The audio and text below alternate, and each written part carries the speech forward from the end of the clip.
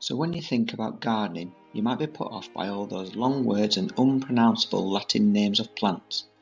You need to think about the attack of unwanted plants in your garden by those pesky weeds, never mind all those bugs and diseases that can affect your plants. So before you start, you need to know a little bit of information about your garden or plot. So what sort of conditions do you have? Because once you know that, you can select the right plants for your site, and then you'll not waste any time and money of choosing the wrong plants for your environment. So you need to know your type of soil, how much light you have, and typical weather conditions. Does your garden or plot have problems with winds? And is it cold, or is it a sunny and sheltered spot? So let's think about your garden or plot. Remember that your garden or plot is unique and everyone's will be different, just like how you and I are different. So your garden and plot will have different conditions that work together, which then helps you to decide what you can successfully grow. Once you understand your garden or plot, and you understand its character, then you'll be well on your way to becoming a gardener.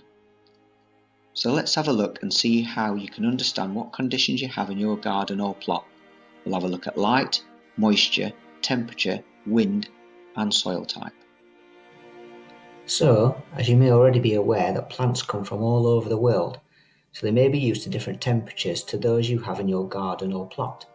If you know how cold your garden or plot gets, this will help you to avoid those plants that will simply freeze to death.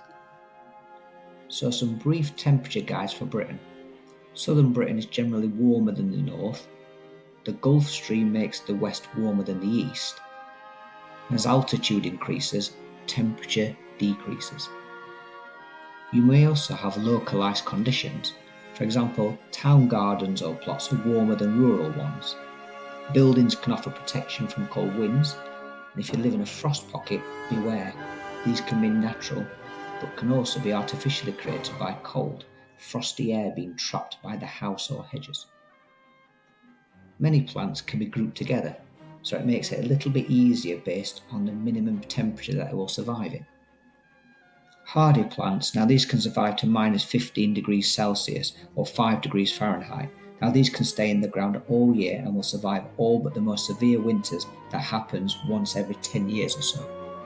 Frost hardy plants, now these can survive to minus 5 degrees Celsius or 23 degrees Fahrenheit. Now these can stay in the ground but will need protecting in cold winters. Half hardy plants, now these survive to 0 degrees Celsius or 32 degrees Fahrenheit. These can stay in the ground all year only in the warmest of areas, and even here they may require some winter protection. Tender plants, now protect these, that's anything below 4 degrees Celsius. These can't survive outside during the winter and must be brought indoors. Thank you for watching, and look out for episode 3 when we focus on wind.